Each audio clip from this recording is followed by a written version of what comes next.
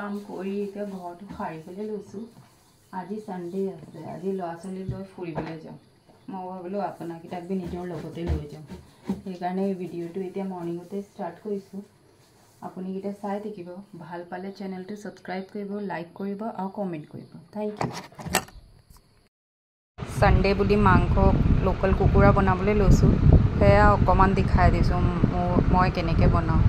আগতীয়া কেৰাহীটো গৰম কৰি তেল লৈ ল'লোঁ, তাৰপিছত পিঁয়াজ অকণমান দি ৰঙা কৰি লৈছোঁ, অকণমান হালধি ইয়াতে দিলোঁ, তাৰপিছত মাংস চাংস আলু গুটি নহৰু চব দি ল'লোঁ।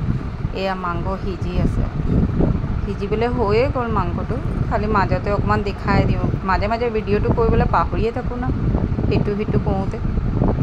এয়া মাংসটো সিজি গ'ল, অকণমান এনেই মাৰি দিলোঁ হেতাটো।